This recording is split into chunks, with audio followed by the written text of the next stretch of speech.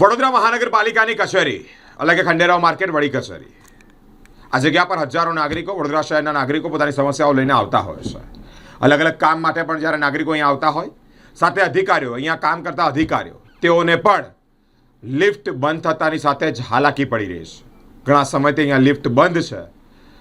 અધિકારીઓની સાથે સાથે નાગરિકો પણ આ હાલાકીનો ભોગ બન્યા છે।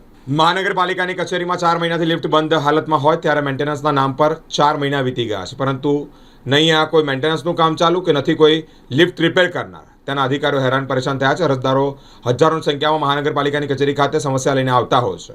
આ કાળઝાળ ગરમીમાં 4 માળ સુધી પગપાળા ચાલવું પડે છે, એટલે કે પગથિયાં ચડવા પડે છે, એ મુશ્કેલ બન્યું છે। આ વિડીયો પરથી સમજી શકાય છે કે કેટલું કહી શકાય કે દીવા તળે જ અંધારું છે। મહાનગરપાલિકા એટલે કે જ્યાંથી વડોદરા શહેરના વિકાસના કામો થાય ત્યાં જ લિફ્ટ બગડેલી છે। બિલ્ડિંગમાં લિફ્ટની રિનોવેશન ન કરાવી શકતા હોય તો શહેરીવાસીઓની સુવિધા કઈ રીતે પૂરી પાડશે તે પણ એક મોટો પ્રશ્નાર્થ છે। વડોદરા મહાનગરપાલિકા 6000 કરોડથી પણ વધારેનું બજેટ તૈયાર કરે, પણ 6 મહિનાથી આ જે મેઇન બિલ્ડિંગ છે, જે 3 માળ સુધીની બિલ્ડિંગ છે, જેની અંદર પાણી વિભાગ આવેલો છે, ડ્રેનેજ વિભાગ આવેલો છે અને ટાઉન પ્લાનિંગ વિભાગ આવેલો છે। અનેક અરજદારો પોતાની અરજીઓ લઈ અને અહીંયા આવતા જતા હોય છે। અહીંયા સુવિધાનો એટલો બધો અભાવ છે। 6000 કરોડ રૂપિયાનું તમારું બજેટ અને આ જ બિલ્ડિંગની અંદર વડોદરા મહાનગરપાલિકાની સ્માર્ટ સિટીની સ્માર્ટ બિલ્ડિંગ, એની અંદર છેલ્લા 4 મહિનાથી અહીંયા લિફ્ટની સુવિધા નથી।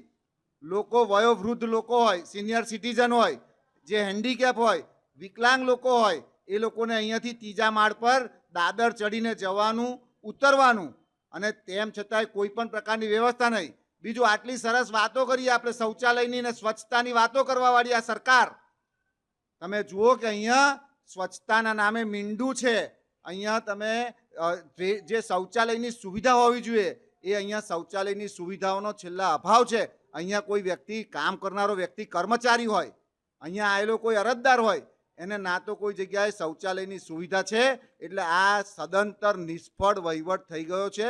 મારે કમિશનર સાહેબને કહેવું છે કે ભાઈ, આ તમે જો સ્માર્ટ સિટીની વાતો કરો, તમારી ઓફિસ એસી ઓફિસ, વાંધો નહીં, તમારે ત્યાં શૌચાલયની સુવિધા, તમારા માટે લિફ્ટ, તો ભાઈ અરજદાર જે છે એ વેરાના પૈસા ભરે છે।